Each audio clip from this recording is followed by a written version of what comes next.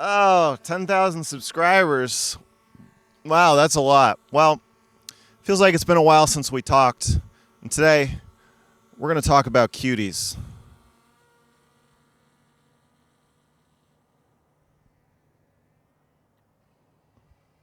Now, why is it so important to talk about cuties at my 10,000 subscriber birthday bash?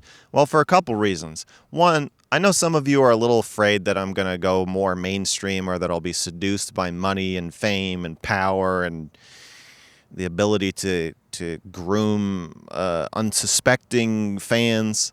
But I want you to know that I'm going to do my absolute best to keep being myself. And two, I think it's important to talk about my Cuties review today because I am not in the corner right now, okay? The channel is growing. People have generally forgotten about the Cuties review.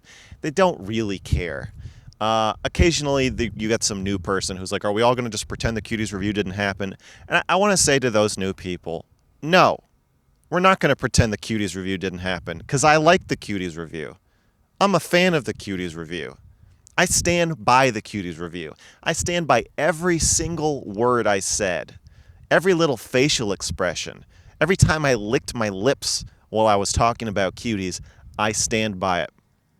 And it's not a joke. This is not a joke. The Cuties review is not a joke. Just because something's funny does not mean that it's a joke. The channel... I also want to talk about it now because Netflix is under fire again. People are protesting Dave Chappelle's special. And I've seen a lot of the people who think that Cuties should be taken off the internet and that I should have gone to jail or my channel should be deleted. Those same people are defending Dave Chappelle. And I just want to say something. The people who hate the Dave Chappelle special, they think it is violence. They think it is criminal.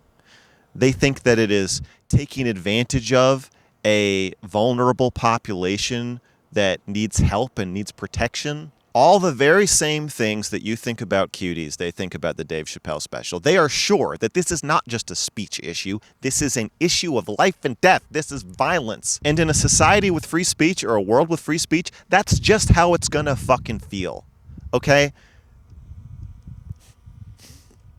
You're doing the same thing they're doing. You're taking something that is legally not a crime, and you're saying that it should be, or that it is, or that it's a social crime, or that social media should have more restrictive rules about free speech than the government, and then that way we can... Like, if you really believe that Cuties is child porn, you should be writing letters to your local representative, and you should be lobbying for getting child pornography laws changed so that Cuties is swept up in them and then can be legally, taken off the internet. And anybody who tries to make Cuties too will be prosecuted to the fullest extent of the law. My sense is, though, that you don't actually think that. You don't really mean what you're saying about Cuties. Like, maybe you think you mean it. Like the same way that people think that Dave Chappelle is doing violence against trans people. They don't really think that. They're just offended. You're just offended. Cuties just offends you. There's nothing more to it.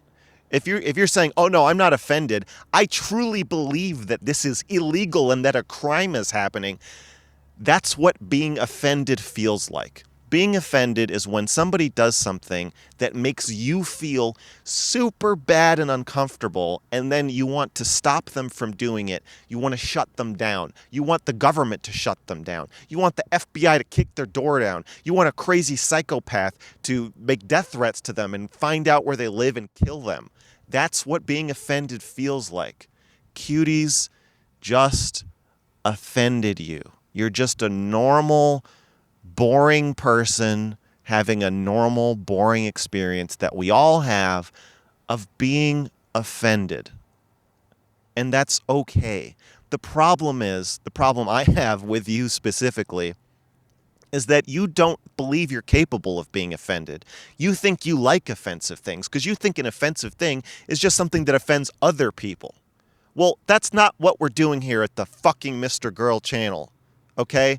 We don't make content that offends everybody except you, I'm not here to make you laugh and make you feel happy about watching other people get triggered. Well, everything actually just happens to perfectly fall within your comfort zone.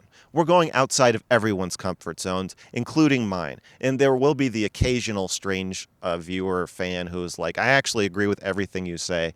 That's fine. That's probably 1% of my audience. The rest of us are just fucking bucking up, and we're dealing with sometimes things offend us. And what I'm asking of you today is that the next time you get that very understandable, very human impulse to want to crush, destroy, delete, dogpile, whatever, that thing that makes you uncomfortable, I want you to take a moment to think about your values. And I also hear a lot of you people saying things like, oh, I really miss 2016 YouTube where you could just say whatever you want. What you're doing is like littering.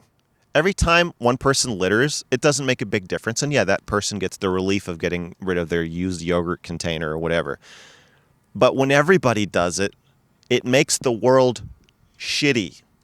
And so you might feel like, oh no, just this once, I want this company to take this thing down that's making me uncomfortable. Just this once, I want this YouTuber to get swatted or killed just because they really upset me, and I have to save the children. I have to save the 12-year-old actors from Cuties. I want you to think about what YouTube, the internet, the world would be like if every time a person got offended by something, they had a button that made it so they could delete it. What if we had to appease everyone all the time and never do anything that anyone thought was uncomfortable or to them possible criminal art or criminal speech?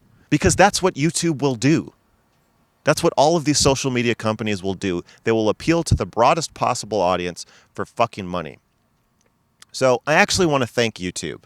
I've been banned twice, and they've reinstated my channel twice. So to whoever at YouTube looks at my channel and said, actually, this is valuable content, this is not criminal, this is not child porn, whatever the fuck you assholes reported me for, I want to thank you. I want to thank my audience for the 10,000 subscribers for sticking with me. And yeah, man, before you give in to that offended impulse that we all have, maybe the price of some beauty and uniqueness in the world is that you have to feel uncomfortable, and you have to feel like people are getting away with murder, with speech, thought crimes, that there are sick people walking around getting boners that you feel like they shouldn't be getting. Maybe you just have to fucking live with that.